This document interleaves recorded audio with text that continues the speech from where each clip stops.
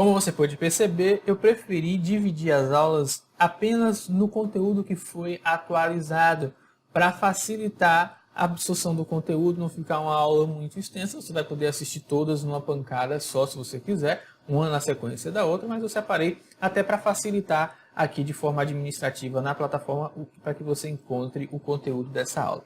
Nesse momento vamos falar sobre a comprovação de dependência econômica, tá? Em relação à comprovação de união estável. Olha, a gente já tinha tido uma alteração provocada pela 871, que disse o seguinte, que incluiu o seguinte: a prova da união estável de dependência econômica exige início de prova material contemporânea dos fatos, não admitida a prova exclusivamente testemunhal. Essa foi uma inovação da MP 871, tá? E colocou a exceção, exceto na ocorrência de motivo de força maior caso fortuito, conforme disposto no regulamento. Então, o que é que a gente tem? A partir de 18 de janeiro de 2019, não é mais possível demonstrar uma união estável com base apenas no depoimento de testemunhas. É preciso um início de prova material. Esse início de prova material, você vai encontrar elencado a lista na IN 77 no artigo 135, tá? Para você que está advogando, isso é muito importante. Para você que é só concurseiro, não precisa saber, basta você saber que tem que demonstrar que havia ali um indício de prova material, uma certidão de nascimento, uma conta conjunta, o mesmo endereço e por aí vai. Filhos em comum, um registro de casamento no religioso, na igreja, ou então um contrato de união estável, tudo isso é um indício de prova material. O que não é prova material? É testemunha. Tá? No INSS sempre foi assim. E o que é que acontece? Isso é previsto no regulamento da Previdência Social, no decreto 3.048 de 99.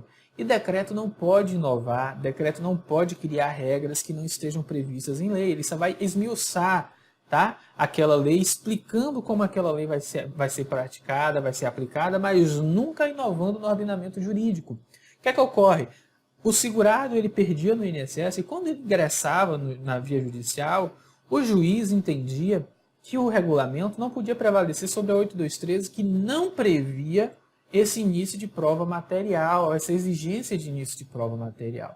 Então, o segurado que recorria, que ia para a justiça, acabava ganhando, tá? E muitas vezes comprovava que vivia junto apenas por um depoimento de testemunha, sem ter nada que indicasse que de fato aquele casal tivesse vivido juntos, tá? Então, aqui a gente mexe com a tarifação da prova, aqui a gente mexe com o princípio do livre convencimento do juiz, ou seja, o juiz ele é livre para se convencer daquilo que é alegado, tá? Da forma que melhor convir ao processo, enfim.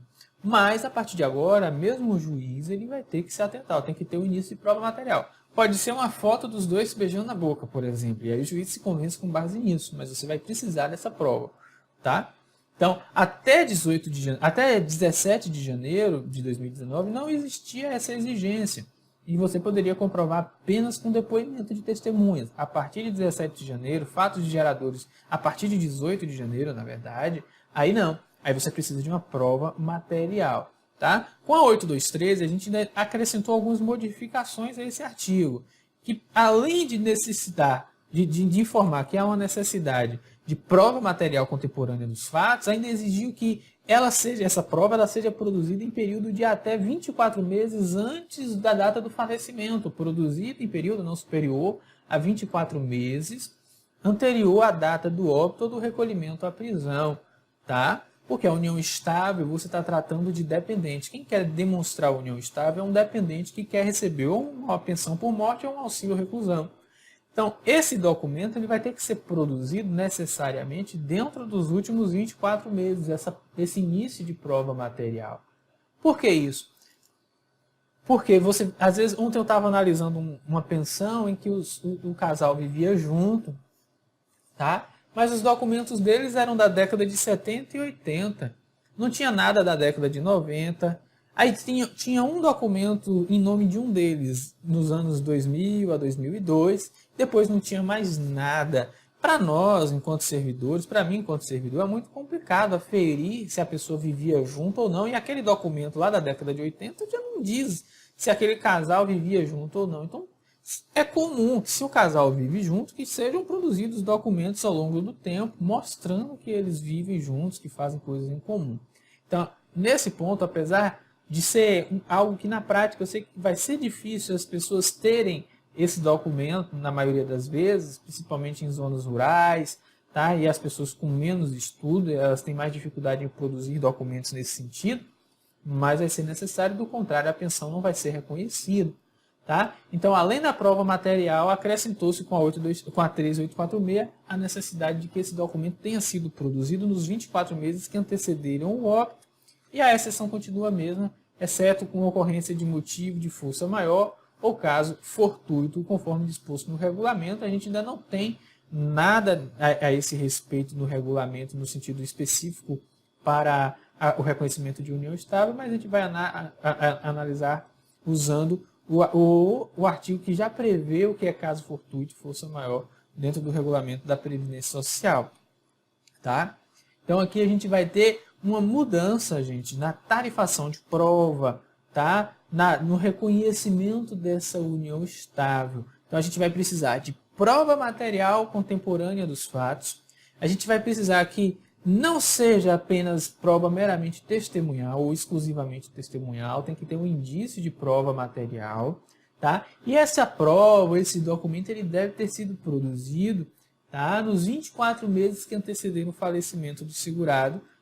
Aí o dependente vai lá e fala, não, eu tenho esse documento aqui, ele faleceu agora em 2019, em agosto, mas eu tenho um documento de agosto do ano passado, por exemplo. Ele vai demonstrar. Do contrário, não vai ser concedida a pensão. Tá? Então, sem documentação desses 24 meses, a pensão não será concedida, o benefício vai ser indeferido. Então, isso até para que você vá à via judicial, caso o INSS, porque o INSS, se você só tiver uma prova, o INSS vai negar também. Porque no INSS se exige 3 provas de união estável, conforme o artigo 135 da IN 77 de 2015.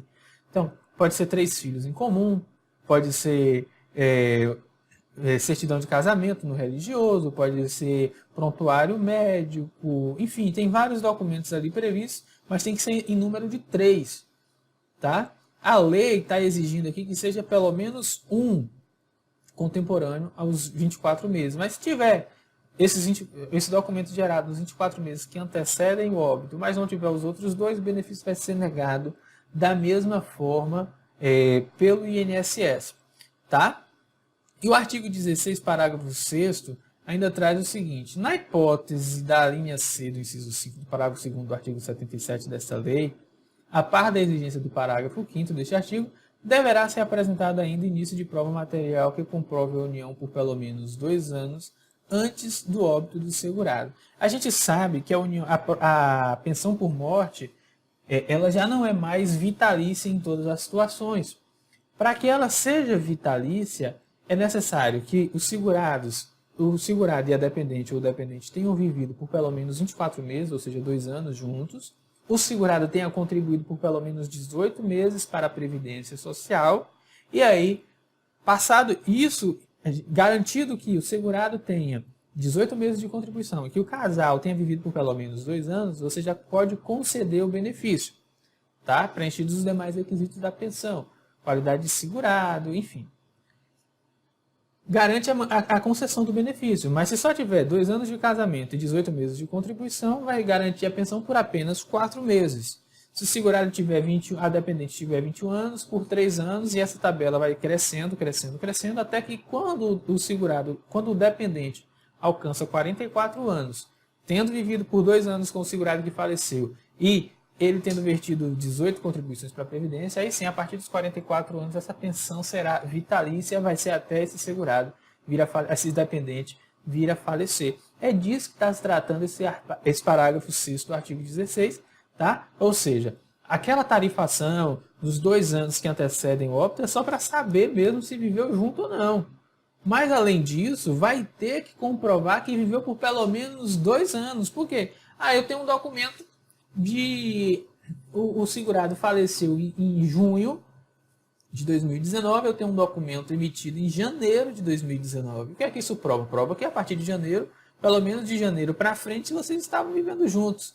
Mas e de janeiro para trás? Aí agora a gente vai buscar documentos no passado, e aí pode ultrapassar aí muitos 2 anos que antecederam o óbito. Vou procurar documentos no passado que demonstrem que esse casal vivia juntos por pelo menos 2 anos, tá? Aí aqui um filho e outros documentos dos quais a gente já falou, eles vão servir plenamente para demonstrar esse direito, tá? Então aqui se trata da comprovação de união estável e não meramente da tarifação de prova para saber se viviam juntos ou não. Aqui já restou demonstrado que viviam juntos, já tem os 2 anos, lá, o documento produzido dentro dos 2 anos. Aqui a gente quer saber por quanto tempo eles viveram juntos. E essa etapa é muito importante para a gente saber qual a duração que a pensão vai ter. Se a pensão vai ter 4 meses ou se ela vai seguir para o próximo nível de análise, que é em relação à idade do dependente, tá? Então, é muito relevante isso e na prática jurídica é indispensável, porque quanto mais documentos você conseguir demonstrar, por mais documentos você conseguir demonstrar que aquele seu cliente vivia ali com aquele segurado que faleceu, por mais tempo vai receber a pensão por morte. Você não consegue comprovar que viveu por 2 anos, seu cliente vai ter um prejuízo, tá? Então tem que ter bastante atenção nesse ponto.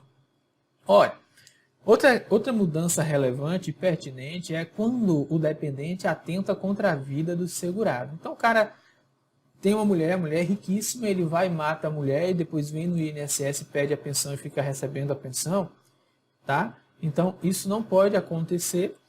O parágrafo 7º do artigo 16 diz que será excluído definitivamente da condição de dependente quem tiver sido condenado criminalmente por sentença com trânsito em julgado. E aqui não é só como autor, antes a gente tinha essa previsão para o autor, mas agora se você participar de alguma forma naquele atentado contra a vida do segurado, você vai ter impedido a possibilidade, vai ser impedido de você a possibilidade de receber a pensão por morte, ou auxílio reclusão, se for o caso. Então, se você participar como autor, coautor, partícipe de homicídio doloso ou tentativa desse crime cometido contra o segurado, ressalvados os absolutamente incapazes e os inimputáveis. Então, assim, os absolutamente incapazes são os menores de 16, eles não respondem a crime mesmo. E os inimputáveis são os menores de 18 anos, entre 16 e 18 anos, tá? Mas que não, ou os maiores de 18 anos que não possuem nenhum discernimento para a vida civil. Tá? Então são os doidos de pedra, tá? Então o que acontece? Tipo, por exemplo, aquele cara que esfaqueou o Bolsonaro, ele é um cara que é inimputável, foi considerado inimputável, porque ele não tem sanidade mental para discernir o que faz, tá?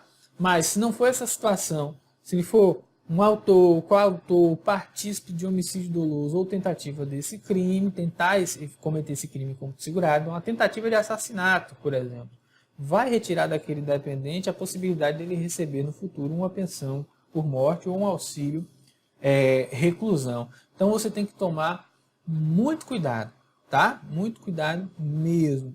E aí agora a gente precisa saber o seguinte: como é que vai aplicar essas mudanças? A prova da união estável, a prova de 2 anos antes do óbito, é uma mudança que ela se refere ao aspecto probatório, tá? Ela não tem fundo de direito material. Significa que ela vai se aplicar a todos os processos em curso que ainda está em análise. Então, você vai analisar a data de entrada do requerimento, tá? Beleza, vai olhar. Ah, então quer dizer que quem entrou depois de 18 de junho já é assim? É assim, oficialmente. Mas vai ser assim para quem, por exemplo, o INSS, devido à demora na análise processual, para quem está, por exemplo, com um processo no INSS em aberto de 18 de janeiro, ou então de dezembro de 2017. Dezembro de 2017, não, dezembro de 2018. Tá? Se esse processo está aberto, a gente vai ter que aplicar essa questão da união estável, vai ter que pedir documentos que demonstrem que viveu os 2 anos antes. Então, imagine uma situação em que o segurado, o dependente do segurado, ele iria comprovar a união estável, mas o documento dele tem 26 meses, foi gerado 26 meses antes do óbito. Ele vai ter que se virar para achar outro que tenha sido feito nos 24 meses que antecederam o óbito, do contrário, o benefício vai ser negado. Tá? Então, assim se aplica a todos os processos em análise, mesmo que iniciado com um DER anterior à publicação da 13846, que foi 18 de junho. Tá? E cabe destacar que o INSS não mudou nada. O INSS já fazia assim, já exigia 3 provas, mas como eu disse, não havia previsão legal e isso acabava sendo derrubado na justiça. Tá? A TNU tinha uma súmula, a súmula 63, que diz o seguinte: a comprovação de união estável, a comprovação de união estável para efeito de concessão de pensão por morte prescinde, ou seja, não necessita de início de prova material. Então, essa era uma previsão legal, que já vinha, na verdade, jurídica, né, uma previsão jurisdicional, que já vinha sendo aplicada. Tá? Não precisava ter uma prova material. Agora vai precisar ter, sim, prova material. E essa súmula ela perde o seu sentido, ela não vai ter mais aplicabilidade, tá? Por conta de que mudou a regra em termos legais, ou seja, a regra ela veio prevista em lei, tá bom?